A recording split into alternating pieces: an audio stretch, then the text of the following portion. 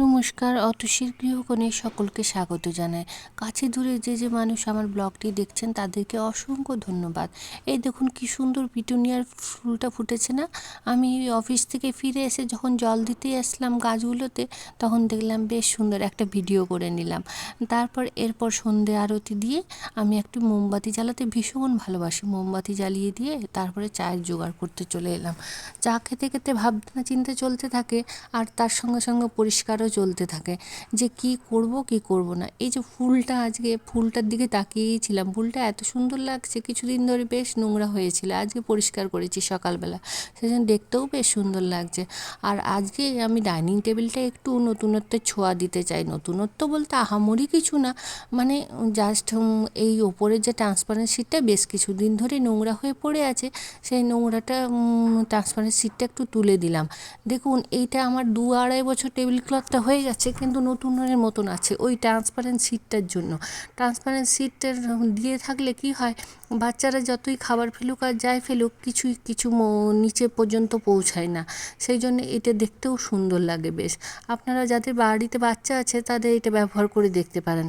আর এই যে ম্যাটগুলো কিন্তু আমি একটা হস্তশিল্পের মেলা থেকে কিনেছিলাম।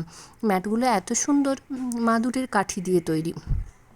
কিন্তু এটার একটাই অসুবিধে, সেটা হচ্ছে ডিপ ক্লিনিং করা যায় না। ডিপ ক্লিনিং না করা গেলে সে কেমন একটা লাগে, আর আস্তে আস্তে মাদুরের কাঠিগুলো কী হচ্ছে, একটু কালো কালো হয়ে আসছে। সেই জন্য দেখতেও বেশ দূর থেকে ভালো লাগছে না। সেই জন্য যাই হোক, এখন আপাতত তো এইটা থাক, তারপর দেখা যাবে যখন চেঞ্জ করব তখন দেখব। আর আমি সব সময় চাই একটু আলাদা রকম একঘেয়েমি থেকে একটু মুক্ত। কারণ কি, ওই একই জিনিস দেখতে দেখতে দেখবেন একটা চোখেরও ক্লান্তি চলে আসে। সেই জন্য দেখবেন একটু যদি আলাদা রকম করে দিই, তাহলে একটা নতুনত্বের ছোঁয়া পাওয়া যায়। আমি ওই খালি ভাবনা চিন্তা করতে থাকি যে কোনটা কোন দিকে সরালে কি করলে বেশ ভালো লাগবে। আর এখানে একটা যত কম সম্ভব জিনিস রাখার চেষ্টা করেছি। এখানে একটা বাস্কেট দিয়েছি, বাস্কেটের মতো একটা জল দুটোতে রেখেছি, একটা জগে আর একটা বোতলে। ওই বোতলটা এত সুন্দর, পাঁচমুড়া থেকে নিয়ে এসেছিলাম জানেন তো, মাটির। আর এত সুন্দর, জলটা ঠান্ডা থাকে। সকালবেলায় জল ভরে দিয়ে গেলে অফিস থেকে ফিরে এসে যখন জলটা খায়, দারুণ ঠান্ডা জল, মানে ফ্রিজের থেকেও অসম্ভব সুন্দর জল। আর একটা মানি প্ল্যান্ট লেগেছি চোখের সৌন্দর্যের জন্য। মানে আমার গাছ খুব ভালো লাগে, সেই জন্য গাছ আমি বাড়িতে রাখতেও বেশ ভালোবাসি, আর বাড়িতে আমার হয়ও খুব ভালো। আর এই যেহেতু জানলার ধারে, সেই জন্য জানলার ধারের জন্য সূর্যালোক ভালো পৌঁছায়। দেখুন কি সুন্দর আমার গাছটা গ্রো করেছে। সামনের থেকে দেখালে হয়তো বুঝতে পারবেন, দেখাচ্ছি একটু পরেই। এরপরে দুটো গ্লাস রেখে দিলাম, ব্যাস আমার ডাইনিং টেবিলের সাজসজ্জা পূরণ হয়ে গেল। কেমন লাগলো আপনারা অবশ্যই কিন্তু জানাবেন।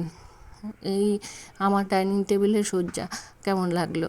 এই দেখুন, একটু খালি চেঞ্জ করেছি, বিশেষ কিছু না, কিন্তু তার মধ্যেও একটু নতুনত্ব দেখা গেল আর কি।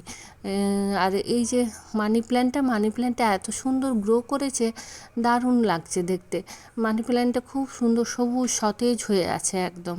আর কেমন লাগলো অবশ্যই আমার ব্লগটি জানাবেন। সবাই সুস্থ থাকুন, ভালো থাকুন, এই কামনা করে আমি আমার ব্লগটি শেষ করছি। ধন্যবাদ।